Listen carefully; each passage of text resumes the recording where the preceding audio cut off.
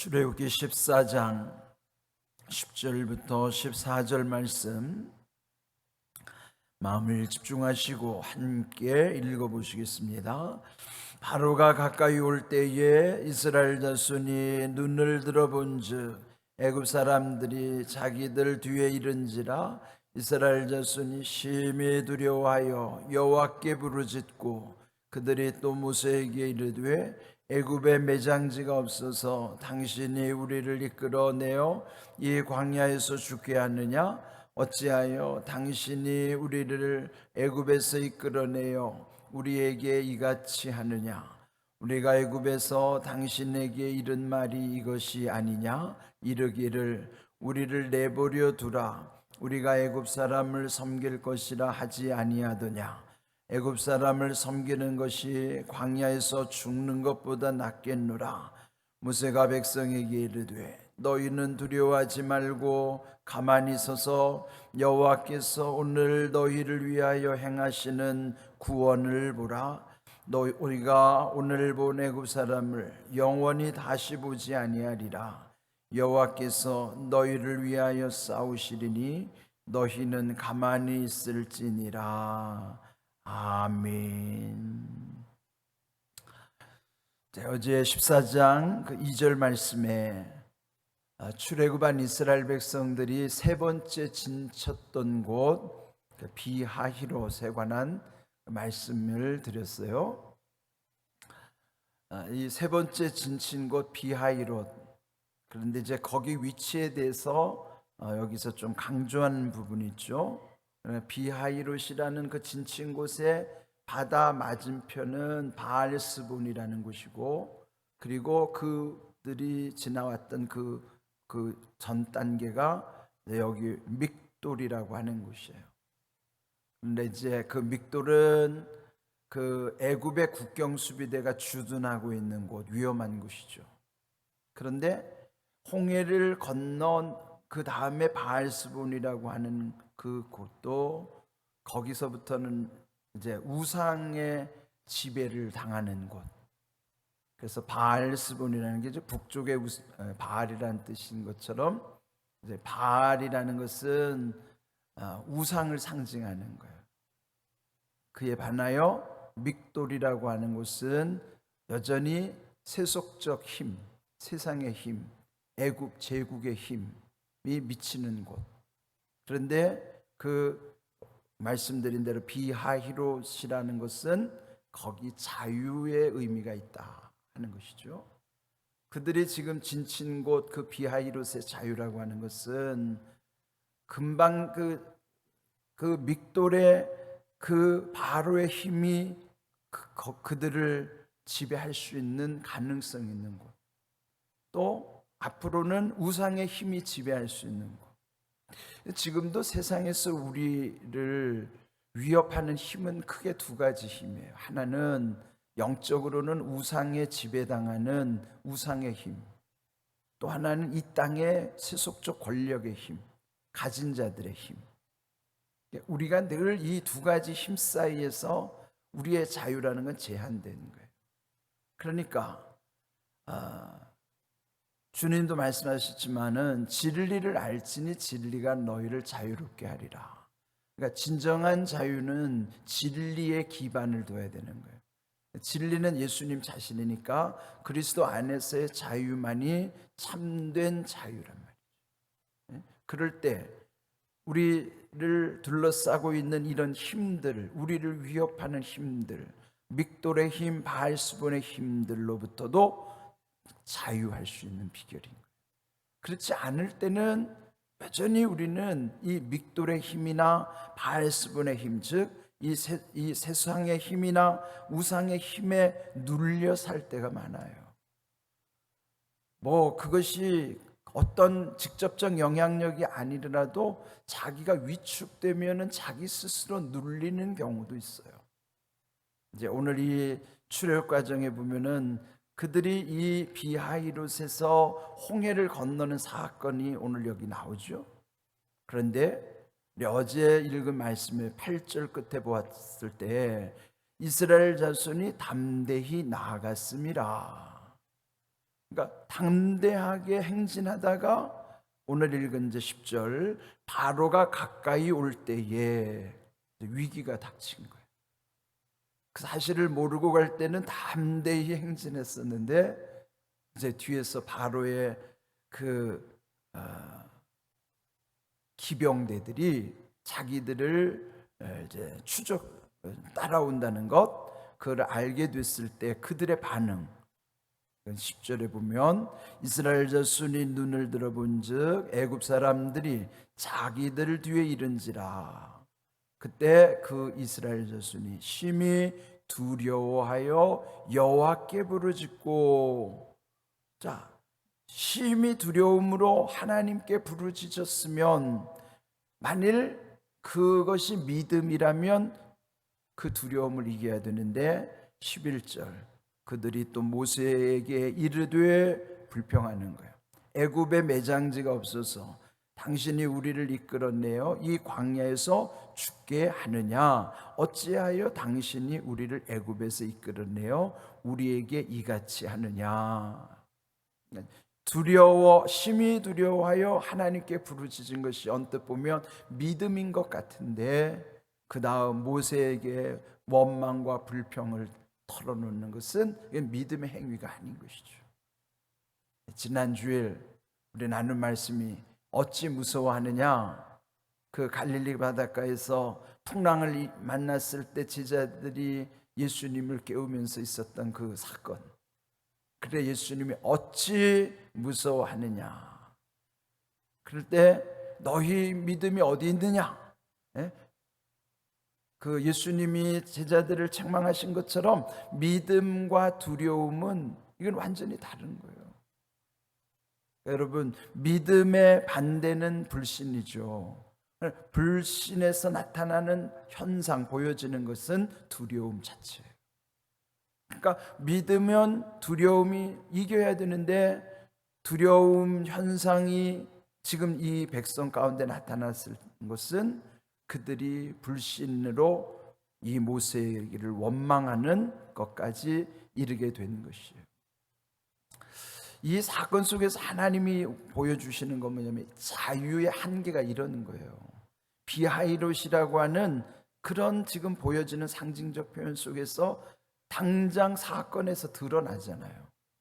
그들의 지금 그 비하이롯이라는 뜻이 어떤 이 힘에 의해서 이렇게 금방 무너져 내리는가.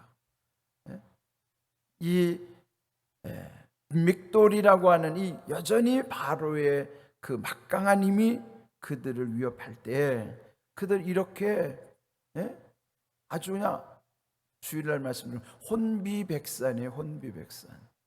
혼이 비 날아가고 백, 이 몸이 산 흩어져 버릴 정도로 이 뭐 넋이 빠지고 몸이 막 이렇게 흩어져 버리죠. 막 정신도 육체도 분열되는 현상들, 그게 감당할 수 없는 것. 우리가 살다 보면 그런 때가 있을 수도 있습니다. 그럴 때 사실 우리에게 필요한 것은 믿음이에요. 그런데 정작 믿음이 필요할 때 주님이 책망하신 것처럼 너희 믿음이 어디 있느냐. 우리 믿음이라는 것은 믿음이 필요할 때 믿음이 있어야 되는데, 믿음이 필요할 때는 그 믿음이 어디 갔는지, 참 그게 우리 삶에 참 그럴 때 그럴 경우 많죠. 이들이 출애굽 과정에서 이걸 지금 처음 경험하게 되는 거예요.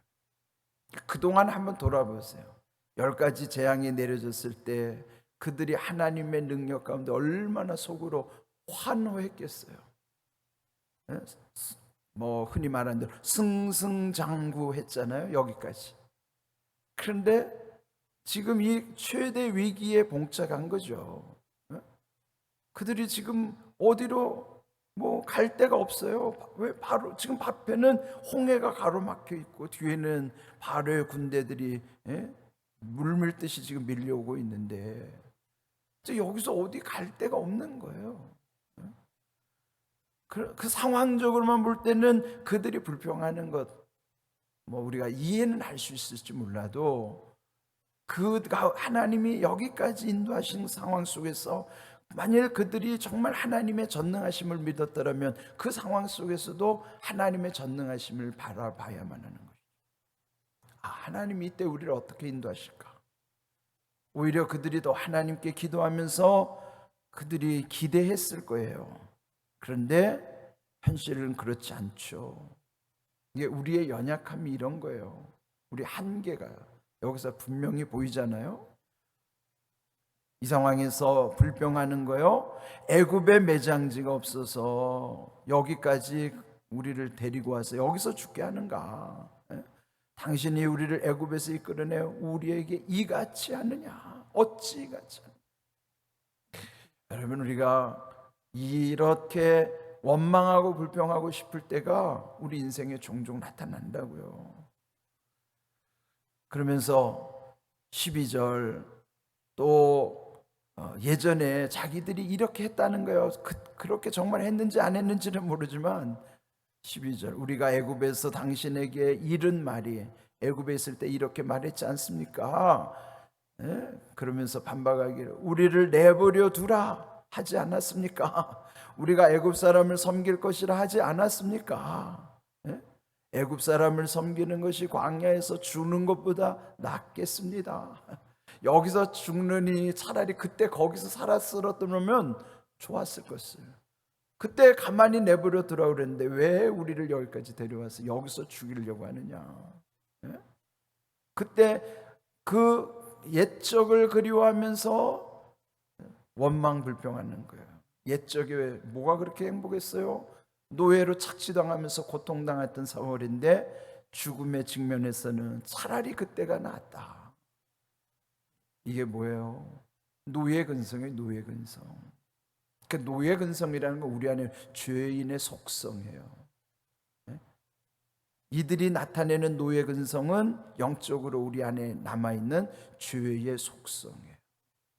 우리도 보면은 우리 현실 속에서 이렇게 상황이 힘들면 또 이렇게 돌변하는 경우가 우리도 경험하는 생활이죠. 이때 하나님의 사람 모세는 그 백성들과는 완전히 다른 믿음의 태도를 보여주는 거예요. 13절 모세는 어떻게 그 백성 앞에 맞서는가 보세요. 모세가 백성에게 이르되 너희는 두려워하지 말고 가만히 서서 여호와께서 오늘 너희를 위하여 행하시는 구원을 보라.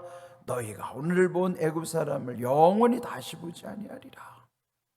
하나님을 철저히 신뢰하는 모세는 단호하게 그들에게 말하는 것이죠.